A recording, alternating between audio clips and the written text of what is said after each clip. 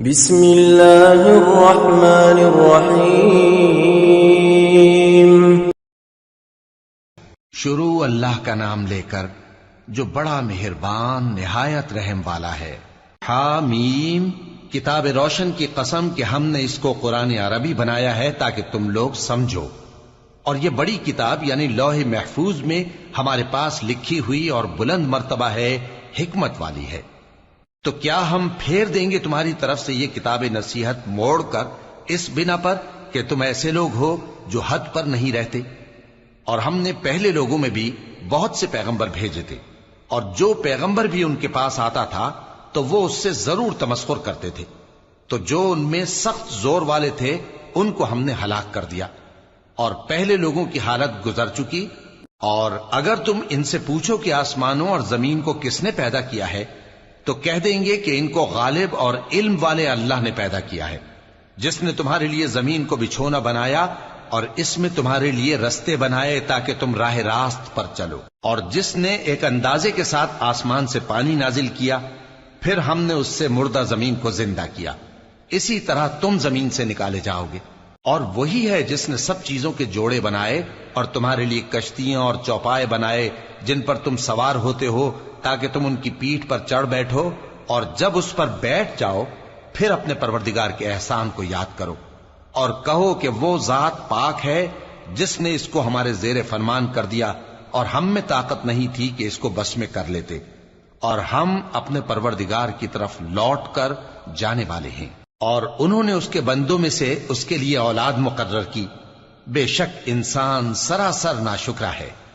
کیا اس نے اپنی مخلوقات میں سے خود تو بیٹیاں لیں اور تم کو چن کر بیٹے دے دیے؟ حالانکہ جب ان میں سے کسی کو اس ہستی کی یعنی لڑکی کی خوشخبری دی جاتی ہے جو انہوں نے اللہ کے لیے بیان کی ہے تو اس کا چہرہ سیاہ پڑ جاتا ہے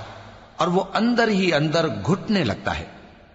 کیا وہ ہستی جو زیوروں میں پرورش پائے اور جھگڑے کے وقت بات نہ کر سکے اللہ کی اولاد ہو سکتی ہے؟ اور انہوں نے فرشتوں کو کہ وہ رحمان کے بندے ہیں اس کی بیٹیاں ٹھہرایا۔ کیا یہ ان کی پیدائش کے وقت حاضر تھے؟ ان قریب ان کی شہادت لکھ لی جائے گی اور ان سے باز پرس کی جائے گی، اور کہتے ہیں اگر رحمان چاہتا تو ہم ان کو نہ پوچھتے، ان کو اس کا کچھ علم نہیں، یہ تو صرف اٹکلیں دوڑا رہے ہیں۔ یا ہم نے ان کو اس سے پہلے کوئی کتاب دی تھی کہ یہ اس سے استدلال کرتے ہوں؟ بلکہ کہنے لگے کہ ہم نے اپنے باپ دادا کو ایک طریقے پر پایا ہے اور ہم انہی کے قدم بقدم چل رہے ہیں،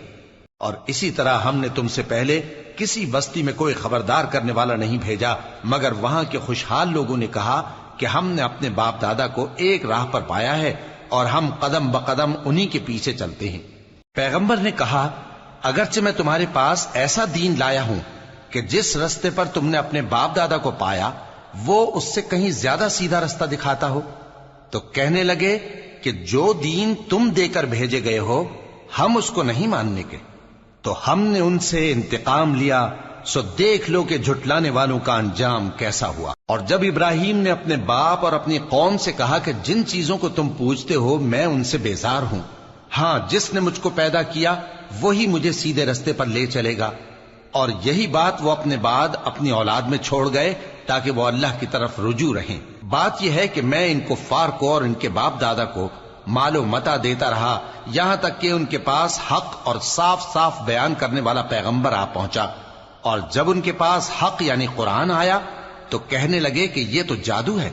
اور ہم اس کو نہیں ماننے کے، اور یہ بھی کہنے لگے کہ یہ قرآن ان دونوں بستیوں یعنی مکے اور طائف میں سے کسی بڑے آدمی پر کیوں نازل نہ کیا گیا؟ کیا یہ لوگ تمہارے پروردگار کی رحمت کو بانٹتے ہیں؟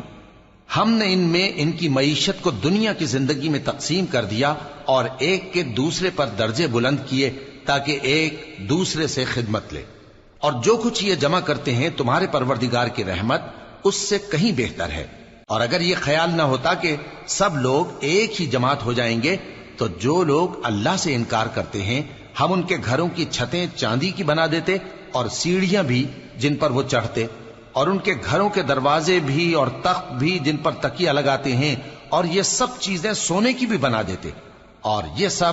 دنیا کی زندگی کا تھوڑا سا سامان ہے، اور آخرت تمہارے پروردگار کے ہاں پرہیزگاروں کے لیے ہے۔ اور جو کوئی رحمان کی یاد سے آنکھیں بند کر لے یعنی تغافل کرے، ہم اس پر ایک شیطان مقرر کر دیتے ہیں تو وہ اس کا ساتھی ہو جاتا ہے، اور یہ شیطان ان کو رستے سے روکتے رہتے ہیں اور وہ سمجھتے ہیں کہ وہ سیدھے رستے پر ہیں، یہاں تک کہ جب وہ ہمارے پاس آئے گا تو اس شیطان سے کہے گا کہ اے کاش مجھ میں اور تجھ میں مشرق و مغرب کا فاصلہ ہوتا، تو برا ساتھی ہے۔ اور جب تم ظلم کرتے رہے تو آج تمہیں یہ بات فائدہ نہیں دے سکتی کہ تم سب عذاب میں بھی شریک ہو، تو کیا تم بہرے کو سنا سکتے ہو یا اندھے کو رستہ دکھا سکتے ہو، اور جو کھلی گمراہی میں ہو اسے راہ راست پر لا سکتے ہو؟ پھر اے پیغمبر، اگر ہم تم کو وفات دے کر اٹھا لیں تو بھی ان لوگوں سے تو ہم انتقام لے کر رہیں گے، یا تمہاری زندگی ہی میں تمہیں وہ عذاب دکھا دیں گے جس کا ہم نے ان سے وعدہ کیا ہے، کیونکہ ہم ان پر قابو رکھتے ہیں۔ پس تمہاری طرف جو وحی کی گئی ہے اس پر مضبوطی سے جمے رہو، بے شک تم سیدھے رستے پر ہو، اور یہ قرآن تمہارے لیے اور تمہاری قوم کے لیے نصیحت ہے، اور لوگوں تم سے ضرور عنقریب پرسش ہوگی۔